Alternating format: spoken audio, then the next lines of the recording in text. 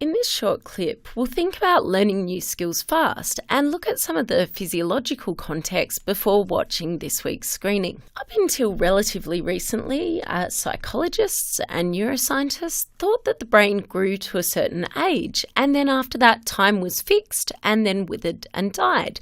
Thankfully, though, we now have a better understanding of what happens within the brain. And some of the really good news is that we're in this lifelong space of intellectual growth and of the ability to effectively grow our brains and their functions and learn new things. As Marvin L. Minsky says, the principal activities of brains are making changes in themselves. And we refer to this through the idea of neuroplasticity. As Deutsch notes, neuro is for neuron, the nerve cells in our brains and nervous systems.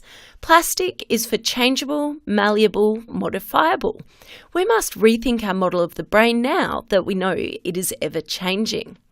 There's a clip there that you can watch which will highlight some of these aspects around mind change and the exciting possibilities these present for lifelong learning. It's important to also look at this in the way Dweck does, which is comparing that notion of fluid or growth, that idea that the brain can continually grow and change and adapt and learn new things, versus a fixed mindset, which was an old-fashioned notion of people having a set intelligence and then the brain then withering as it grew older. So nowadays we really do understand intelligence more as fluid and as something that we can build over time.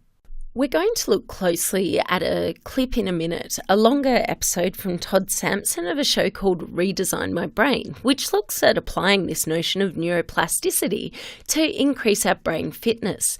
These are some brain fitness tips which come from the Australian Teachers of Media. So try and embed some of these in your day-to-day activities. Spend 20 to 30 minutes each day on brain training games. You'll see some of these in the clip. Spend at least 30 minutes each day on a vigorous walk or run or bike ride, and most critically, while you walk or run or pedal along, record the details of your local neighbourhood or landscape and aggressively commit them to memory. Reconstruct your walk in as much detail as possible later each day. Play a game that requires fast vision and action. Develop strategies, remembering details, things like mnemonic devices using letters, these sort of things. Hone your skills of active listening, so try and pay really close attention. Lectures are a good space to do this in, but perhaps even in conversation, think about the key points friends are making and really actively listen and try and engage with solution generation from that. Learn to use your non-dominant hand. So if you're left-handed, have a go at writing with your right hand, or if you're right-handed, vice versa. This helps to extend those neural pathways and train your brain. So you'll be able to look at some of this brain training in practice through this clip, Make Me Smarter. It's a 2013 episode of the show Redesign My Brain. As you have a look at this clip, think about the following questions. What is the aim of this episode? How do we learn? How can we increase our intelligence? What tricks and strategies does Todd use? And what happens to his mind over the course of this episode? Then, as a takeaway from this, what methods can you use to increase your memory or study ability?